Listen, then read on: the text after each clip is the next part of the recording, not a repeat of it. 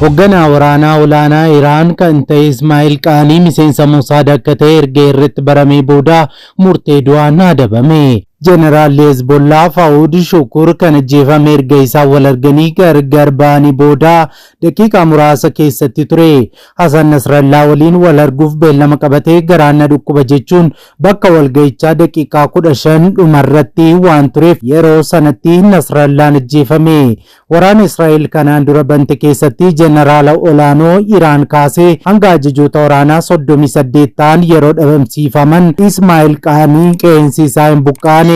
Waraana ammaa keessatti immoo yeroo jeneraalonni Iraan hundi walga'ii Iraan irraa turan irratti xiyyaarota Ameerikaa fi Israa'eliin dhabamsiifaman inni immoo qufaan naqabeera jechuun walga'icha irratti osoo hin argamin kana hundumaa jalaa hafe. Ajajaa waraanaa eegduu warraaqsa Islaamaa Iraan ta'e walga'ii akkasii ciccimaa irratti hafuun isaa maal addeessa jechuun shakkii irratti uumameen hordofamaa ture. Dhumarrattis miseensa Mosaad jedhamee shakkamuun eegdota warraaqsaa Iraaniin qabamee hanga of wallaalee hospitaala galuutti gidiraa guddaa fi tarkaanfii ulfaataan erga irratti fudhatamee booda miseensa Mosaad ta'uun isaa barame. Kanaanis fannifamee akka ajjeefamuu itti murtaa'e tarkaanfichis guyyaa kaleessaa hojiirra ooleera. Iraan miseensa Mosaad nama ta'e kana ajjeeftee jirti jechuudha. Ministeerri waraanaa Ameerikaa Piiter Heeks Iraan Doonaald Tiraampiin ajjeesuuf yaalii gochaa turuu hime. Yaaliiwwan ajjeechaa bara 2024 Doonaald Tiraamp pireezidantii Ameerikaa 45ffaa fi 47ffaa kanarratti yaalamaa turan harkaa Iraan keessaa ta'uun ibsamee jira. Kun ammoo Tiraamp ittuu aariidhaan tarkaanfii Iraan irratti fudhatu akka jabeessu addeessee jira. Bara 2024 mootummaan Ameerikaa lammii Afgaanistaan Tiraamp filannoo dura ajjeesuuf ture irratti himannaa banee ture. Namni kun mana murtii Manhattan keessatti himanni irratti dhiyaates ture. Abbaan alangaa kan karoora Tiraamp ajjeesuu kaameenii kana hangaawaan eegdota warraaqsa Islaamummaa Iraan qajeelfama kennee ture jechuun himate. Ameerikaan hoogganaa tuuta yaalii ajjeechaa Tiraamp ajjeesuuf qophaa'ee adamsitee ajjeesuus himee jira. Mootummaan Ameerikaa Shaakiriin Iraan keessa turuu ni amana. Namni kun Farhad Shaakirii yoo jedhamu umuriin isaa waggaa 51 yoo ta'u karoora Tiraamp ajjeesuu qopheessuuf ramadamee ture jechuun ibsee jira. Biyyoonni galoo galaanaa waraanaa Arabaa giddu galeessaatti dhalatee jiruun warra fuulduraa hunda dura irreen Iraan irra bu'aa jirudha. Baay'een isaanii aaranii jiru. Iraan Ameerikaa fi Israa'el haaloo ba'uuf misaayilotaa fi diroonota dhibbaan lakkaa'aman ollaa ishee biyyoota Arabaa olloota ishee haleelaa jirti. Buufataalee waraanaa Ameerikaa dachee Arabootaa jiran iddoowwan nagaa fi wiirtuuwwan enerjii haleelaa jirti. Kana gochuudhaan maqaa gaarii biyyoonni galoo galaanaa nagaa, wiirtuu badhaadhinaa, hawwata daawwannaa, turizimii fi maallaqaan qaban balleessuu fi industirii zayitaa fi gaazii bu'uuraarraa adda kutuu feetii Iraan. Gama biraatiin Iraan walumaa galatti biyyoota 12 haleeluun gabaafameera. Kana malees bulchaa olaanaa Iraan kan itti aanee Iraan hoogganu ilma Ali Khamenei kan Ameerikaa fi Israa'el waliin ta'uudhaan ajjeesan ilma isaa lammaffaa Mojtaba Ali Khamenei ga'eessa waggaa 56 ta'uun gabaafamee jira. Israa'el ibsa guyyaa har'aa baafteen nama Ali Khamenei bakka bu'u ilma isaas ta'ee abbaa fedhe yoo ta'e tarkaanfiin itti aanu ajjeesuu qofadha, bakka sana nama buunan ajjeesa jechuudhaan dhaadattee jirti. Kanarraa kan ka'e ilmi Ali Khamenei bulchaa olaanaa Iraan ta'uuf jiru kun yeroo ammaa kana eegdota ciccimoo fi iddoo naga qabeessummaan isaa amansiisaa ta'etti akka argamu himaa jiru. Kun kanaan ta'etu jiru ministeerri raayyaa ittisa biyyaa Saawud Arabiyaa akka ibsetti haleellaa diroonii kan biraa warshaa boba'aa guddaa Saawud Arabiyaa irratti taasifamuu ibsee jira. Haleellaa kana kan raawwattee Iraan ta'us ibsee jira. Kanarraa ka'uudhaan biyyoonni galoo galaanaa waliin ta'uun tokkoomuudhaan tarkaanfii Iraan dhaabsisuuf Iraan irratti tarkaanfii fudhachuuf akka jiran ifatti akeekkachiisanii jiru.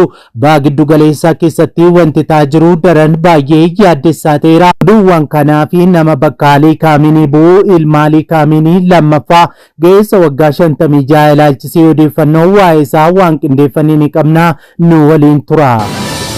Video kana like gochuudhaan jalqaba. Gorsa hoogganaa Ali Khamenei kan turan Mohammad Mokbar Iraan haleellaa kanaan booda Ameerikaa waliin mari'achuu akka hin barbaannee fi waraana yeroo dheeraaf qophaa'aa jiraachuu ibsan. Qondaalli kun har'a akka jedhanitti biyyi isaanii Ameerikaa waliin mari'achuu fedhii hin qabdu, waraana yeroo dheeraaf qophaa'aa jirtis jechuun marii akka hin barbaanne ibsaniiru. Gorsaan kun ibsaa televezyiinii mootummaa Iraaniif kennaniin Ameerikaa waan hin amanneef mariidhaaf fedhiin hin jirus jedhaniiru. Itti dabaluunis hanga barbaannetti waraana itti fufuu dandeenyas jedhaniiru. Gama biraatiin pirezidantiin Ameerikaa Doonaald Tiraamp qondaalota olaanoo dhaabbilee meeshaa waraanaa biyyattii waliin jimaata dhufu White House'tti wal arguuf beellama qabachuu isaanii eejensii oduu Reuters gabaaseera. Mariin kun haleellaa Ameerikaan Iraan irratti raawwatte hordofuun kuusaan misaa'ilaa baay'ee Ameerikaan qabdu hir'achaa waan jiruuf dhaabbileen oomishaa akka dabalan jajjabeessuu kan yaadame ta'uu himameera. Kana malees Ministeerri raayyaa ittisa biyyaa Ameerikaa meeshaalee waraanaa giddu galeessaa fi bakka biraatti fayyadaman bakka buusuuf bajeta dabalataa hanga $50 biiliyoona gaafachuuf qophaa'aa jiraachuu Reuters gabaasee jira. Mootummaan Ameerikaa oomishtoonni meeshaa waraanaa oomisha isaanii akka dabalan dhiibbaa gochaa turuu kan ibsee yoo ta'u, pirezidantiin Ameerikaa Doonaald Tiraamp ammoo dhaabbilee sadarkaa barbaadamuun oomishaa hin turre adda baasuuf ajaja kennaniiru. Ministeerri raayyaa ittisa biyyaa tarree dhaabbilee kanneenii ni baasa jedhamee eegama. Sana booda tarkaanfii raawwachiisummaa fudhachuun waliigaltee isaanii addaan kutuuf ta'uu ragaaleen ni mul'isu. Gama biraatiin ministeerri raayyaa ittisa biyyaa Saawud Arabiyaa ibsa kenneen haleellaan diroonii gara biraan Iraan irraa ka'ee warshaa boba'aa guddaa Saawud Arabiyaa irratti taasifamuu ibsan. Warshaan boba'aa kun kan haleellaan Iraan wiixata darbee irratti xiyyeeffatedha. Warshaan boba'aa qulqulleessuu Rastaanuraa jedhamu bakka haleellaan kun itti raawwatame kan oomishaa boba'aa guddaa Saawud Arabiyaa keessatti kan argamudha. Ministeerri ittisaa Saawudii kun akka jedhutti haleellaan kun dirooniitiin kan raawwatame ta'uu fi lubbuun namaa darbee akka hin jirre ibseera. Warshaa qulqulleessituu kanaa haleellaan irra ga'eera. Suuraaleen saatalaayitiin kaafaman hammam miidhaa warshaa qulqulleessituu kanarraa akka ga'e ni agarsiisu. Gamoon warshaa qulqulleessituu kanaa erga haleelamee booda ibiddaan gubatee barbadaa'eera. Mootummaan Saawudii haleellaa irratti raawwatame hordofee of eeggannoof jecha kutaa murtaa'aa warshaa boba'aa qulqulleessuu cufuu beekseera. Warshaan boba'aa kun wiirtuuwwan boba'aa qulqulleessan gurguddoo Saawud Arabiyaa qofaa osoo hin taane kan addunyaatti argaman keessaa isa tokkodha. Odeessuma wal qabatuun biyyoonni galoo galaanaa waraana haaraa giddu galeessaatti dhalatee jiruun warra fuulduraa hunda duraa irreen Iraan irra bu'aa jiru ta'uu isaaniitti baay'ee aaranii jiru. Biyyoonni Arabaa waraanni Israa'elii fi Ameerikaadhaan Iraan irratti akka hin banamneef tattaaffii guddaa taasisaa turaniiru. Milkaa'uu baatanis carraaqqii guddaa taasisaniiru. Sararri diimaan hunduu qaata ce'amee jira jedhan dubbii himaan ministeera dhimma alaa Qaataar Majiid Al-Ansaarii kibxata ibsa kennaniin. Haleellaan birmadummaa keenya irratti godhamu ifadha. Bu'uuraalee irratti haleellaan godhamaa jira. Manneen jireenyaa irratti haleellaan raawwatamaa jira. Miidhaawwan haleellaa kanneenii immoo waan ifatti mul'ataa jirudha. Haaloo ba'uu ilaalchisee carraa hunduu harka hooggansa keenyaa jiras jedhaniiru. Garuu wanti ifa gochuu feenu haleellaawwan akkanaa callifnee waan ilaalluu akka hin fakkaanne harka marannee waan teenyu mitis jechuun akeekkachiisan. Misaa'iloonni Iraan riijinichatti furguggifaman baay'een qolatamaniiru. Caccabaan isaanii kukkufan garuu abidda qabsiisuun nama ajjeesaa jiru. Dirooniiwwan salphaadhumatti humna qilleensaan qolatamaniiru. Balaan isaan qaqqabsiisan xiqqoodha. Garuun kurama salphaa hin uumne daldalaa fi imala jeeqaa jiru. Kun tarsiimoo Iraan fakkaata. Biyyoonni Arabaa dhiibbaa Ameerikaa fi Israa'el irratti akka jabeessanii fi waraanni dhaabbatuuf yaaddoo olloota ishee ol kaasuufidha. Iraan diroonotaa fi misaa'ilota hedduu gara United Arab Emireetittis darbatteetti. United Arab Emireet akkuma Israa'el biyya galoo galaanaatti wiirtuu daldalaa fi turizimii ta'uun olaantummaa qabdudha akka Financial Times gabaasetti. Iraan qabeenya industirii zayitaa fi gaazii naannichaa akka tooftaa waraanaatti dhimma itti ba'uun dinagdee addunyaa danquun rifaatu uumuu dandeessi. Tarsiimoon Teheraan kun garuu Teheraaniif deebi'ee balaa ta'uu danda'a.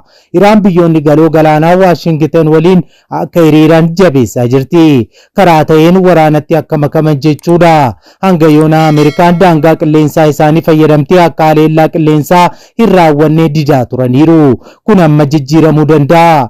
Yeroo wayitti waraana kanatti hirmaachuuf murteessuu danda'u. Amma immoo murtoo akkasii yeroo murteessan irra hin geenye. Amma faraboonni ofitti suurratti fuulleffatanii jiru. Garuu yaada isaanii jijjiiruuf hanga waraanni kun turuutu murteessaadha. Gariin isaanii Israa'el waliin dhaabbachuuf of qabaa jiru. Dhumaatii fi mancaatiin Israa'el Gaazaa irratti onkoloolessa 2023 kaasee raawwatte hirmaannaan waraanaa isheen Libaanosii fi Sooriyaa keessaa qabdu hariiroon isheen biyyoota Arabaa faana qabdu addeessaa ta'aa dhufeera. Bara darbee yeroo Israa'el hooggansa Hamaas ajjeesuuf Qaataar haleeltuu biyyoonni Arabaa akka malee dallananii turani. Wanti amma ifatti mul'atu haleellaan Iraan tokkummaa biyyoota Arabaa kan galoo galaanaa jabeessaa jira. Biyyoonni miseensota mana maree gamtaa biyyoota galoo galaanaa Saawud Arabiyaa, Kuweet, Qaataar, Baahreyn, Yuunaayitid Arab Emireetii fi Oomaan walgahii hatattamaa dilbata ta'anii nagaa fi tasgabbiin tiksuuf gamtaan dhaabbachuu fi tarkaanfii barbaachisu hundaa fudhachuun tokkummaa daangaawwan isaanii lammiilee isaanii jiraattota tiksuuf haleellaawwan kanaaf deebii akka kennan ibsaniiru. Dippiloomatii gameessi gorsaa pirezidantii Emireet Anwaar Gargaash Iraan akka qalbiitti deebitu akeekkachiisaniiru. Lolli kee olloota kee wajjin miti jedhan X irratti akka barreessanitti. Qalbii keetti deebii osoo akka malee hin qolleffataminii fi muddamni kun utuu hin babal'atiin olloota kee wajjin sababaan haasa'ee itti gaafatamummaan socho'is jechuun Iraan akeekkachiisaniiru. Bulchaa olaanaa Iraan Ayatollah Ali Khamenei ajjeefamuudhaan booda eenyutu bakka isaa bu'ee Iraaniin geggeessuu danda'a kan jedhu yaaddoo cimaa ta'eera. Sababni isaa immoo aangaa'onni Iraan hedduun isaanii duguugamaniiru. Waggaadhaan dura bara 2024 keessa Israa'el waraana guyyaa 12f Iraan irratti Ameerikaa wajjin fudhataniin aangaa'otaa fi michuu ciccimoo Ayatollah Ali Khamenei kan aangoo harkaa fuudhuu danda'an hedduu ajjeefteetti. Yoo xinnaatan lakkoofsaan 40 ol kan ta'an jechuudha. Miilanas waraana guyyaa 5f Iraan irratti geggeeffamaa jiru kanaan michuuwwanii fi ajajoonni waraanaa olaanoo ta'an Ali Khamenei harkaa aangoo fuudhuu fi Iraan geggeessuu danda'an yoo xinnaate namoonni 39 ol ajjeefamaniiru. Maarree kana wajjin wal qabsiisanii ilmi Ayatollah Ali Khamenei Mojtabaan aangoo fudhachuu danda'a jedhanii yaadaa jiru. haa ta'uti akkuma jedhamu Mojtabaa Ali Khamenei Ayatollah Iraan ta'ee yoo filatame Iraan geggeessuu dhuguma hin danda'u kan jedhu yaaddoo gara biraadha. Kana malees Israa'elii fi Ameerikaan eenyuyyuu haa ta'u Ayatollah Ali Khamenei bakka bu'ee Ayatollah ta'uudhaan Iraaniin kan geggeessu ammas ni ajjeefama jechuudhaan ergaa dabarsanii ammoo yaaddoon biraa dhalateera. Utuu jennu ilmi hoogganaa olaanaa Ali Khamenei ta'e Mojtabaan waggaan isaa waggaa 56 nama duuba taa'uudhaan hojjetaa jirudha. Isaanis magaalaa amantaa Mashhaadaa keessatti kan dhalatanii fi akkuma abbaa isaanii hoogganaa amantaati. Mojtabaan ammoo hubannoo keessaa kan galee tibba tarkaanfii okkoraa mormii filannoo pirezidaantummaa bara 2019 uumame hordofeen ture. Tarkaanfii cimaa fudhachuu akka danda'us itti amanamee ture. Ali Khamenei mootii ta'uudhaaf baatanilleen haaluma salphaan kan ilma isaanii Mojtabaaf gonfoo dabarsan miti. Ilmi isaanii aangoo isaanii keessatti waajjira hoogganaa olaanaa cimaa kana garaagarummaan gara duubaa taa'uun hojjetu dabalee aangoo cimaa qabas jechaa turaniiru. Innis yeroo deeggarsa eegdotaa warraaqsaa argate isaanis adeemsa filannoo seeraa akka isaaf ta'u dhiibbaa taasisuu danda'us jedhamaa tureera. Ayatollah Khamenei dhaaluu kan danda'u ilma Ali Khamenei kanaa fi nama gara biraa ture. Amma garuu harki caaluu ilma Ali Khamenei Mojtabaa Khamenei akka ta'uu qabu himaa jiru. Mojtabaa Khamenei ilma Ali Khamenei bulchaa Iraan lammata irratti dhalate yommuu ta'u tarkaanfii Ameerikaa fi Israa'el tibbana raawwataniin obboleettii isaa dabalatee haadha isaa, abbaa isaa fi soddaa isaa fi ilma obboleettii isaa dhabee jira. Gadda kana keessa taa'etu jiru Iraaniin akka hoogganuuf lubbuu isaa qaaliis Iraaniif qabsiisee akka Iraaniin niwukilaaraa hidhachiisuuf yeroo ammaa kana filatamuu danda'a jedhamaa jira. Hoogganaan tikaa Iraan Ali Larinjaanii ajjechaan Ayatollah Khamenei shakkii tokko malee gatii hadhaawaa isin kaffalchiisuuf jira jechuun pireezidantii Ameerikaa Doonaald Tiraampiin akeekkachiisan. Ayatollah Khamenei haleellaa qilleensa Ameerikaa fi Israa'eliin ajjeefamuun ni yaadatama. Ali Larinjaanii ergaa fuula X Tiraampii namicha waliin dha'uu ministeera muummee Israa'el Benjaamin Netanyahuun raafamuudhaan uummata Ameerikaa waraana Iraan waraana cubbuutti oofee jedhes jira. Amma Ameerikaa haa dursitu moo Israa'el haa dursitu jettanii jedhee Tiraampiin gaafataa hoogganaan tikaa Iraan kun. Waraanni Ameerikaa fi Israa'el Iraan irratti sanbata duraa gurraandhala 28 banan giddu galeessa bahaa raasaa jira. Kun kanaan ta'etu jiru Peentaagoon viidiyoo humni galaanaa Ameerikaa misaayilaa Toorpeedoo jedhamuun doonii humna galaanaa Iraan garba guddaa Hindii irratti rukutuu hime. Sa'aatiiwwan muraasaan duraa ministeerri waraanaa Piiter Heeks Ameerikaan doonii waraanaa Iraan dhidhimsuu beeksisanii turan. Iraan dooniiwwan ishee qaamolee bishaanii addunyaa irratti homtuu hin tuqu jettee yaaddi tures jedhaniiru. Namoota 180 feetee kan turte dooniin Iraan Iriis Diinaa jedhamtu kun namoota 32 baraaramuun himameera. Aangaa'onni Sri Lankaa reenfi namoota 80 argamuu ibsanii jiru. Kanarraan kan hafe gara buuteen isaanii hanga ammaatti hin ibsamne. Laayik sheer godhaa yaada keessan saanduqa yaadaa keessatti nu qodaa. Sa'aatii muraasaan booda odeeffannoo haaraa fi ammee gara biraatiin hanga deebinee ol arginutti turtiin turtii gaarii isiniif haa ta'u nagaan tura.